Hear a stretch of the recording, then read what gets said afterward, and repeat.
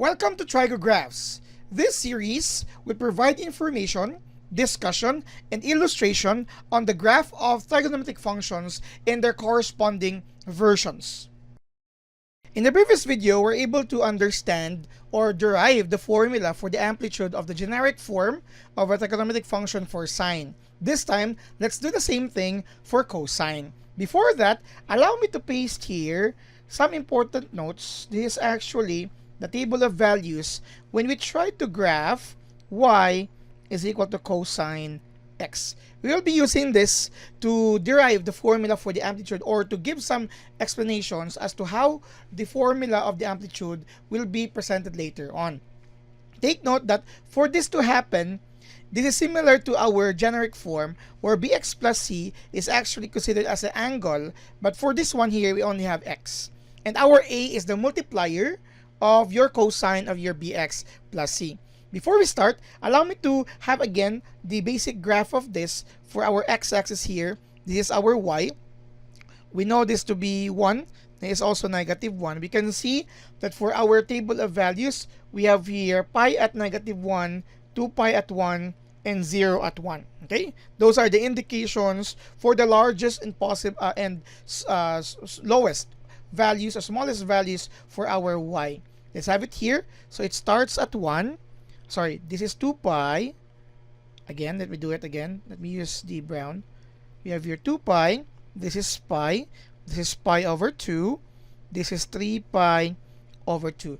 The rough form of the graph would start here, and then it goes down to your 2 pi, indicating 0. Then it continues to go down, but once it reaches pi, it meets at negative 1 here. Take note of that. Then it goes up again, 3 pi over 2 at 0, and then it goes up here at 2 pi at 1. So basically it looks like a little bit of a curve of a C. There's a C here. You can see that one. That's for cosine. But this again, for y is equal to cosine x. We can see here that the largest value for this one period is actually at 1. This is the largest value here. We can see that at 0 and 2 pi. Okay?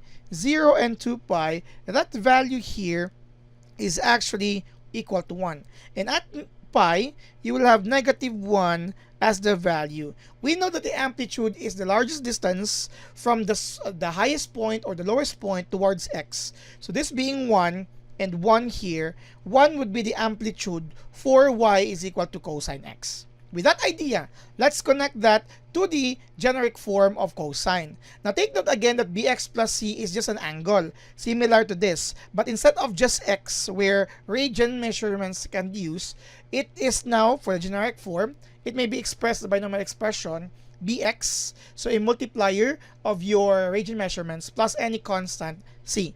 Now that plus c later on has another purpose. We'll have that as one of the requirements as well to graph the appropriate or to provide the appropriate graph of a function. But generally bx plus c still stands for an angle. So if we're going to let's say theta for your bx plus c, your generic form here would be y is equal to a cosine theta. And this theta would still use the values of x or radian measurements, but will be dependent on what would be the values of b or c if they exist for that angle. The point here is this. When connecting that to the general form or the form where we had previously in one of our videos, we can see that the only thing that differs here, aside from the angle itself, is the existence of your multiplier a.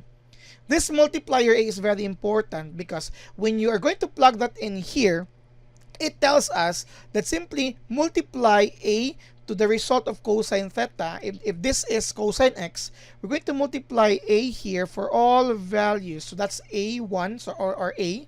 We have square root of 3 over 2a.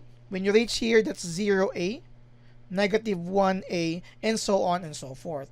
This value of a will tell us whether or not the graph would increase its length in terms of y, or decrease its length.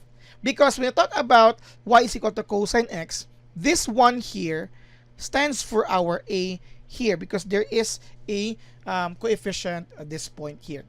This tells us that this A would then tell us the multiplier for our height or the length, or let's say the highest point or the lowest point of our graph.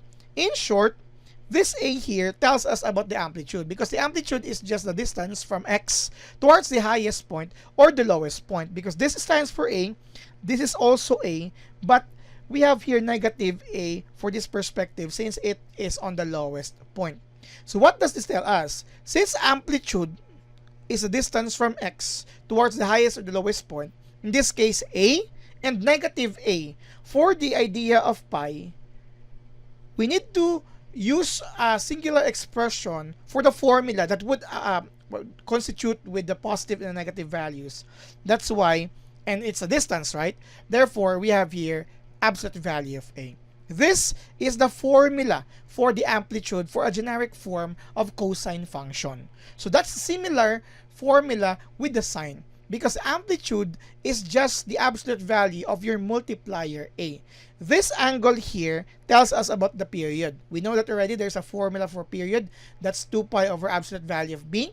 But C here is also another concept we will be discussing later on. So A tells us about the amplitude, B is for the period, and C later on one of the concepts. But generally, we have this. Together with the previous video on cosine, specifically in the period, and this formula for the amplitude, we are now ready to graph cosine functions later on. So stay with us as we are going to graph another function later on. In the meantime, subscribe to our channel.